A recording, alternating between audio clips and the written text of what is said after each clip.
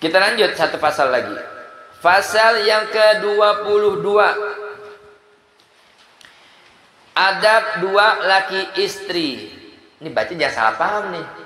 Dua laki istri. Maksudnya sepasang dua orang. Suami istri begitu. Kalau asal baca dong bingung. Dua laki satu istri. Jangan salah paham. Bermula haknya istri pada suami yaitu mas kawin. Nah itu wajib, ya kan? Harus maharnya biar ada. Jadi perempuan itu, maaf, jangan singgung bu, emang kasarnya kata perempuan itu dibeli, dikasih mahar, begitu. Makanya nanti suami ya dia wajib tanggung jawab apa dan nafkah. Nafkahi, karena suami itu ar-rijalu qawwamuna 'alan nisa. Lelaki itu tanggung jawab, qawwamuna, jadi pemimpin bagi para wanita. Ibu, hikmahnya laki jadi pemimpin di atas kaum wanita, dan maaf, hak jatuh talak itu ada pada lelaki. Perempuan nggak punya. Palingan kalau satu permasalahan, umpama lakinya hilang 6 bulan, nggak ada kabar, nggak ngasih nafkah sama sekali. Bininya nuntut cerai. Karena udah masuk tuh hitungan 6 bulan. Lapor pengadilan. Ya, si bini merasa keberatan karena nggak ada juntrungan nih suaminya nih. Nah, itu namanya apa? Nuntut cerai. Tapi haknya tetap. Kalau umpama ada suami di rumah, makanya bu maaf, jadi perempuan sama laki pun kunci mulut, jangan dikit-dikit ngumbar kata cerai, bahaya. Yang perempuannya juga jangan marah dikit-dikit nuntut cerai. Kadang-kadang bu panjang pakai 3 mat. Bang pokoknya saya nggak mak tahu, saya mau cerai. Nggak boleh, nggak baik. Makanya bu hikmahnya kuasa jatuhin cerai talak itu ada di laki. Maaf bu, andai kata perempuan punya kuasa bisa jatuhin talak, mungkin bisa jadi, apalagi perempuan yang emosian, gedek dikit sama lakinya minta, kesel dikit, jangan-jangan sehari tuh laki bisa 100 kali dicerai bininya. Nah itu hikmahnya, ya. Tapi juga wajib buat laki, jangan dianggap sepele, nggak boleh. Main-mainnya serius, seriusnya apa lagi, ya, bahaya tuh. Kalau saya lihat bu tayangan televisi ini artis, udah sering saya bahas tuh. Kebetulan pemerannya memang dalam kehidupan nyata ini sepasang laki bini asli. Mungkin lakinya dapat peran apa, bininya peran apa. Tiba-tiba pada saatnya bini masuk nih memerankan. Lakinya nyeloteh. Anda siapa ya? Ada yang nyeletuk penonton nih. Wah itu kan bininya pak. Bukan. Siapa bilang bini saya? Nah lu. Coba tuh. Berarti dia nggak ngakuin bininya kan? Itu hati-hati loh. Hah? Bahaya. Kalau dianggap sepele sekali 2 kali. Jadi ada yang sore, ada yang jelas, ya. Kalau dia main-main tapi diulang-ulang sering, khawatir bisa jadi jatuh talak. Nauzubillah. Akhirnya maaf, dianggap karena cuma sekedar guyonan, bercandaan, peranan. Kalau emang peran, kenapa yang perempuannya bini aslinya? Kan ada peran yang lain kan, umpama begitu kan. Kalau bini aslinya, apalagi bininya, siapa ya saya nggak kenal, bukan laki saya kok. Wah repot lagi. Akhirnya pulang, maaf, pulang. Laki bini hubungan badan, jatuhnya apa? Waliyahzubillah. Bahaya, hati-hati.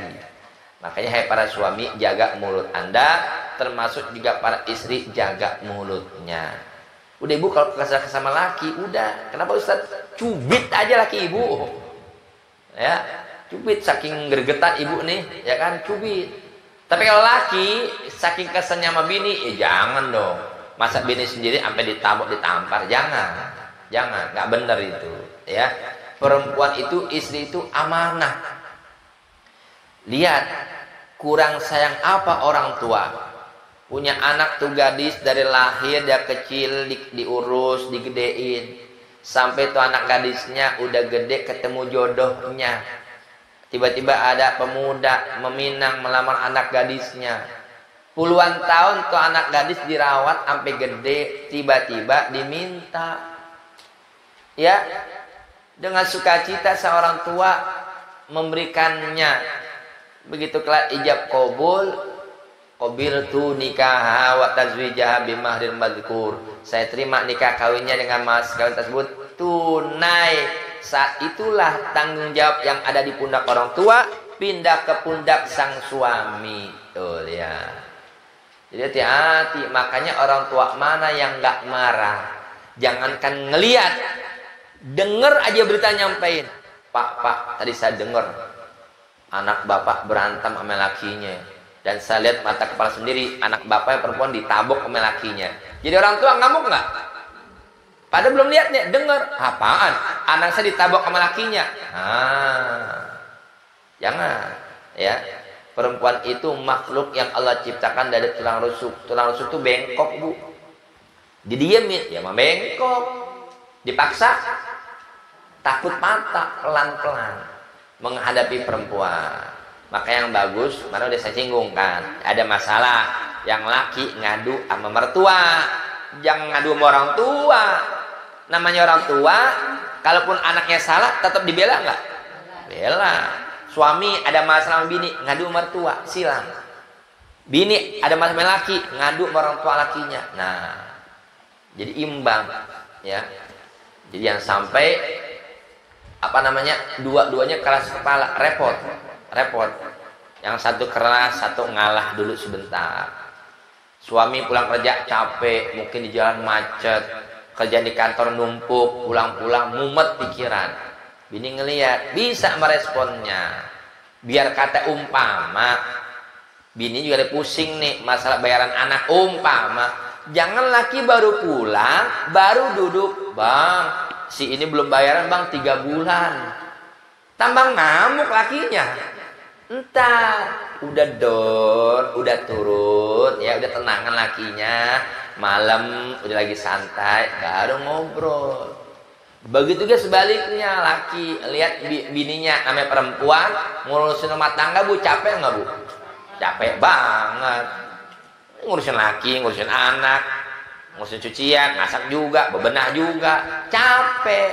Ngeliat bini, ya Allah, lagi manyun aja. Tahu manyun, Bu? Manyun. Ya. Iya. Namanya perempuan kan, Bu, malu-malu kucing, Bu. Tahu malu kucing? Didiemin salah lagi. Perempuan begitu, Bu. Sama laki, padahal lihat laki itu baik. Tapi perempuan ngerasa, abang udah gak sayang sama saya. Kok gak sayang? Buktinya abang cuekin saya. Salah lagi. Diajak ngomong salah. Ya. Udah, Bu, obat paling manjur buat perempuan lagi manyun apaan?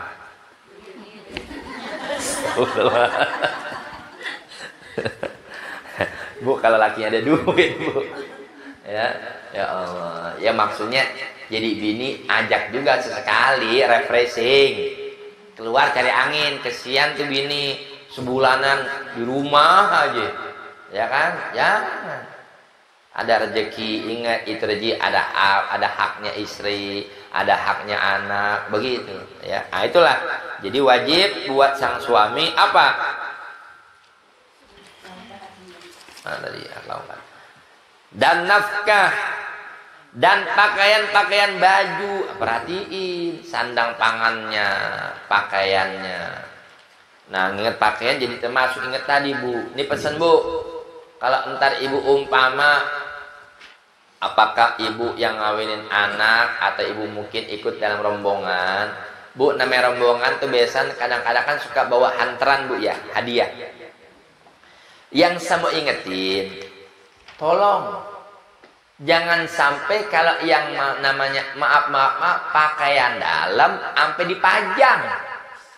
Maaf Bu ya, maaf. Sampai BH, sampai CD dibawa. Mau ngapain dipajang-pajang? Nggak enak banget ngelihatnya.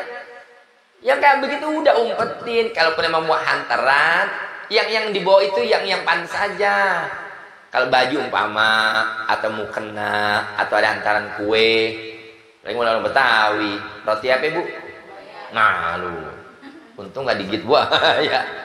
Kadang-kadang Bu, kita yang malu dia ngelihatnya. Astagfirullahaladzim, daleman pada dipajang mau ngapain? Kayak nggak ada kerjaan gitu loh. Hal-hal begitu tuh umpetin gitu. Mana yang pantas, mana yang kagak gitu loh. Ya. Jadi kewajiban suami, pakaian istri perhatiin. Dan tempat kediaman sekalian itu tempat tinggal. Tapi juga dengan sekedar yang layak, yang pantas pada hal suami dan hal istri.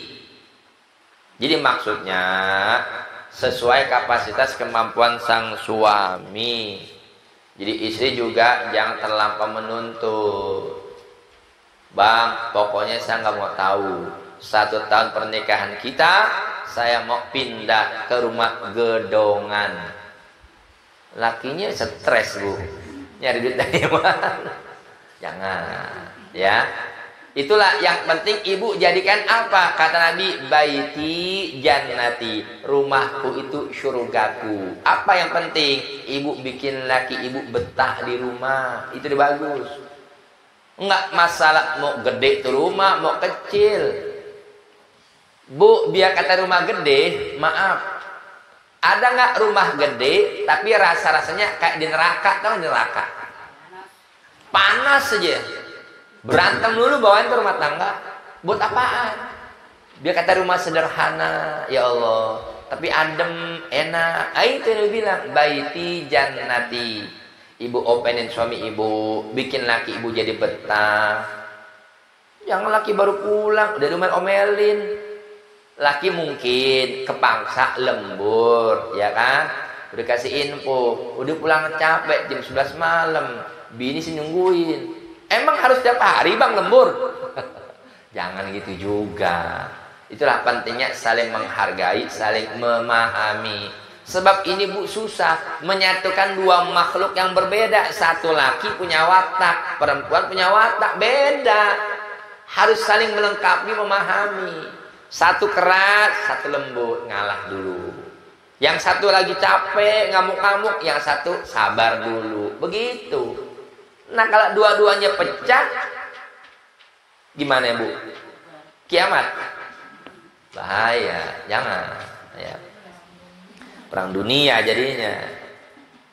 Jadi ya suami, walaupun mungkin suami belum sanggup beli rumah sendiri, setidaknya umpama dia berusaha mandiri, apakah ngontrak dulu, ya, bertahap hidup. Paling enak itu Bu, hidup dijalani sama-sama dari bawah, nanti meningkat. Nah itu, ya.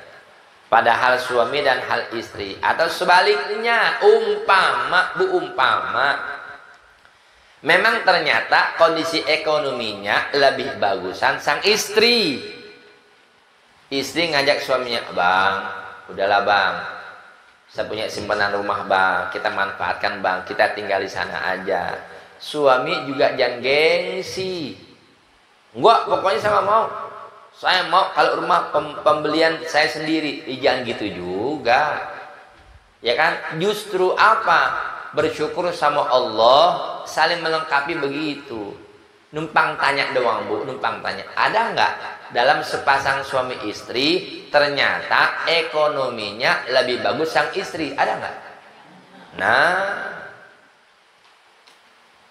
tapi juga bukan berarti suami ngandel. Tahu ngandel? Malas gue kerja, bini gue kayak ini. Modal apa lo kawin? Jangan. Itu harta bini beda. Makanya jika kita jelaki Ustaz repot. Duit laki, duit bini. Duit bini? Duit laki mana? Ya, Emang kita kewajiban dosa. Makanya Bu, indahnya Islam adil. Laki dapat warisan lebih gede 2/3, perempuan 1/3. Jangan ibu bilang, wah enak orang laki warisannya gede 2/3 jatahnya. Tar dulu, laki biar dapat gedean Bu, tanggung jawabnya juga gede. Perempuan dapat 1/3, apalagi dia berumah tangga, punya suami. Lah kan hidupnya ditanggung sama suami. Dia dapat warisan dari bapaknya 1/3 dari seluruh total warisan bapaknya. Jangan-jangan warisan 1/3-nya aman tuh perempuan, gak diganggu gugat. Sedangkan yang laki, abangnya atau adiknya 2/3, tanggung jawab dia. Abangnya di keluarga masih punya emaknya, urusin tuh emaknya tuh. Masih punya adiknya perempuan belum kawin, urusin adiknya. Tuh. Jadi jatahnya gede itu memang ada tanggungannya lebih gede begitu. Ya, makanya ibu juga jangan tega. Gaji laki diambil semua, laki mau jalan dompet cuma goceng sih. Isiin Bu dompetnya Bu. Ya Allah. Dan atas suami pula membaikkan perangai bagi istri. Nah, ini dididik, ya. Istri dikasih tahu, diajari. Juga pesan sama para istri, hai istri, dengar kata sama suami. Seorang istri itu berkewajiban apa? Dia harus bisa tahu perkara mana yang suami senangi dan perkara mana yang suaminya nggak sukai. Termasuk biar kata, maaf ibu sebagai istri punya saudara, jangankan saudara, adik ibu, adik kandung mau datang ke rumah ibu, bukan nggak boleh, tetap ngomong sama suami, bang, adek ntar mau mampir ke rumah, saya minta izin nerima adik saya, boleh bang? Ya udah nggak apa-apa, ngomong, ya kan? Ini jangan akhirnya isi, memang suaminya mungkin nggak marah banget, tapi dari segi etika, apalagi kalau yang datang umpama saudara jauh, laki datang sendirian, suami lagi kerja, bini sendirian di rumah. Dia kata saudara, kalau setan lewat bahaya nggak? Ibu nggak ada pikiran apa-apa. Nah kalau laki, maaf biar kata saudara. Ada nggak saudara maaf punya niat jahat, ada nggak? Bahaya, jangan, hati-hati. Bahkan suami ibu keluar, jebret kunci pintu. Nah itu, syukur-syukur di rumah ada yang nemenin, ya kan? Itu pentingnya begitu, jangan dianggap sepele. Ibu juga kalau keluar rumah, bener Bu, perempuan itu keluar rumah satu langkah. Kalau suami sampai nggak redo, suami nggak deman, nggak senang, bahaya. Jangan sampai nanti ibu keluarnya itu bukan dapat rahmat, tapi dapat kutukan dari malaikat. Sebab memang hidupnya seorang istri ada di bawah tanggung jawab suami. Jadi wajib suami bagi istri dikit-dikit lapor. Ya memang ribet amat hidup, harus lapor dulu. Bukan ribet, emang begitu konsekuensinya.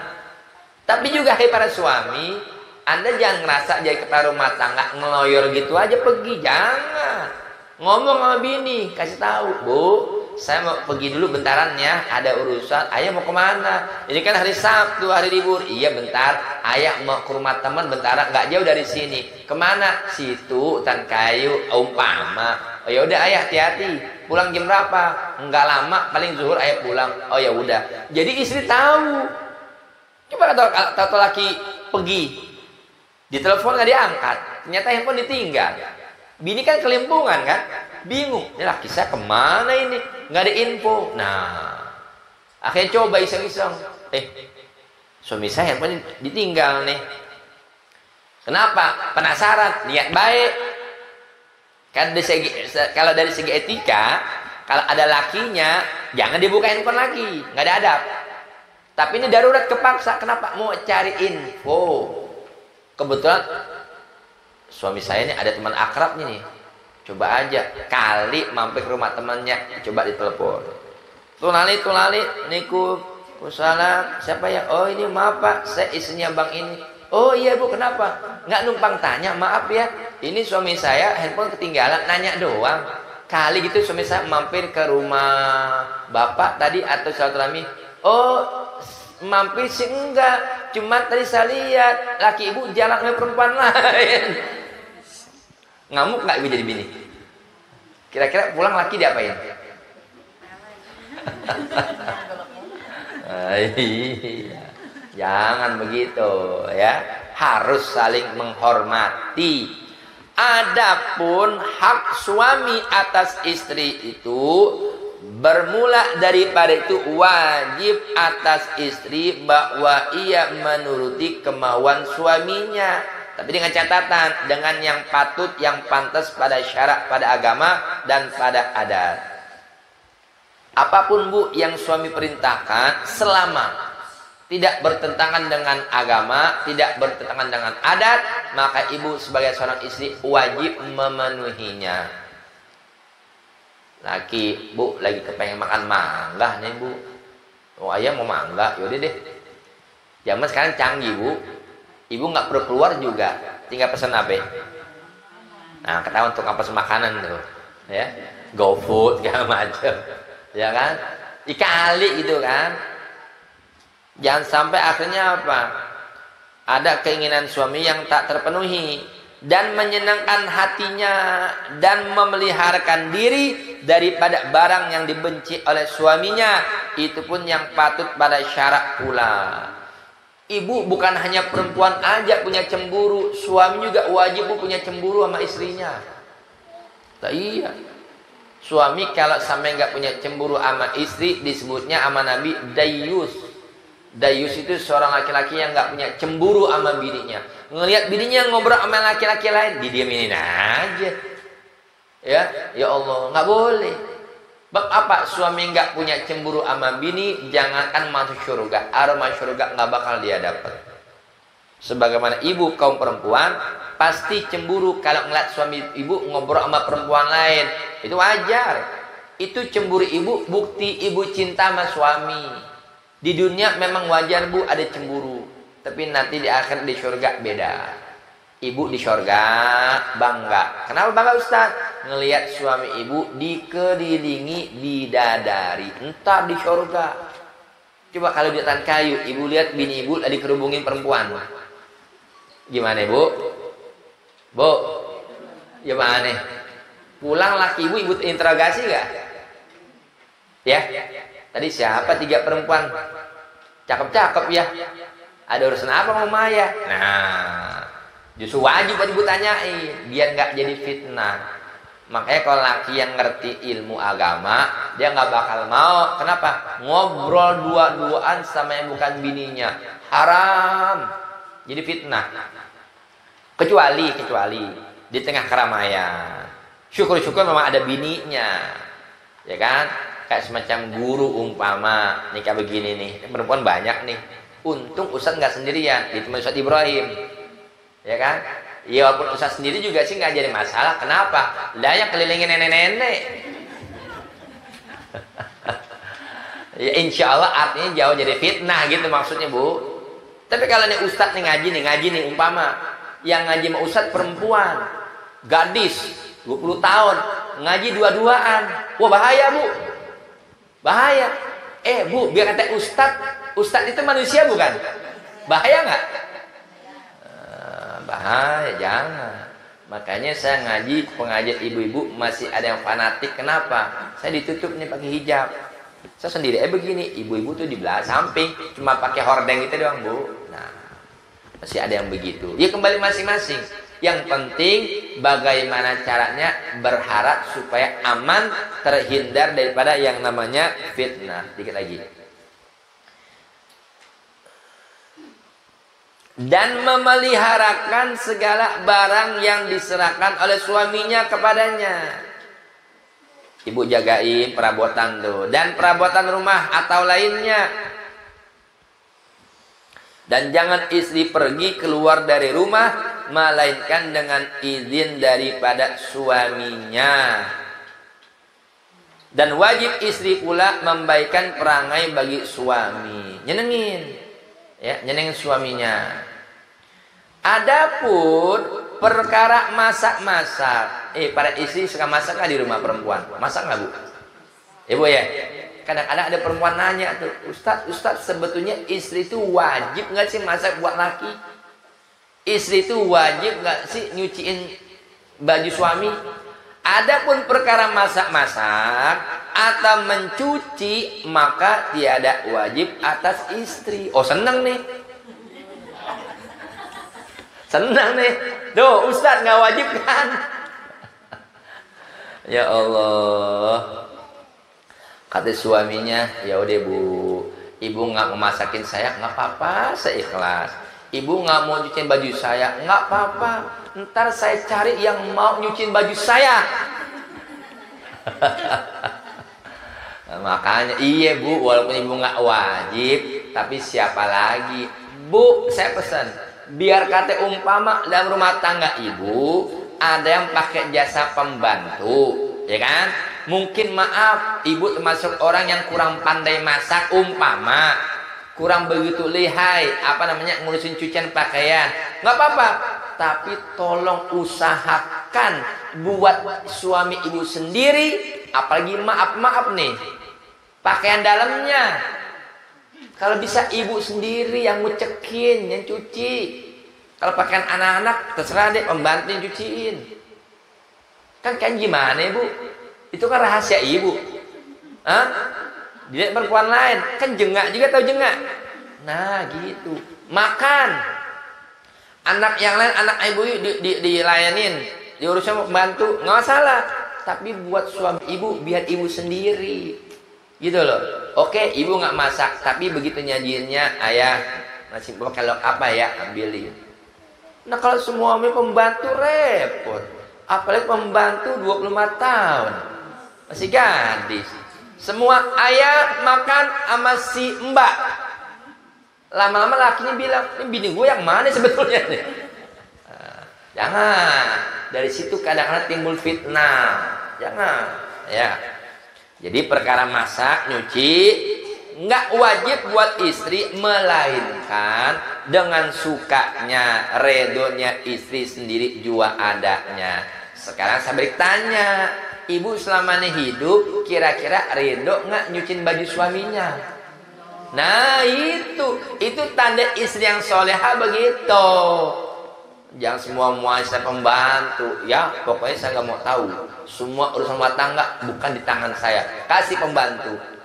Jangan gitu juga, ya. Sekarang apa artinya ibu dampingi hidup suami? Jangan, ya kan? Ada Bu, apa perkara-perkara yang buat suami itu membuat hatinya senang? Kayak tadi umpama makanan diurusin pembantu, oke lah, yang masih pembantu umpama. Tapi lagi perhatiin, ibu yang masih menghidangkan, ambil nasinya, atau membantu, ibu maaf ini lauknya, taruh situ, nanti buat ayah, biar ibu yang ambilin. Gitu. Jadi suami masih berasa memang diperhatikan sama bini. Kalau semua mau membantu kan repot, bahaya. Sebaliknya buat anak begitu juga. Iya, anak diurus pembantu, tapi jadi orang tua juga jangan pernah lupa untuk memberikan kasih sayang sama anak-anaknya. Berapa banyak anak, ada nggak Bu, anak lebih akrab sama pembantu ketimbang orang tua? Ada nggak? Gara-gara orang tuanya yang salah.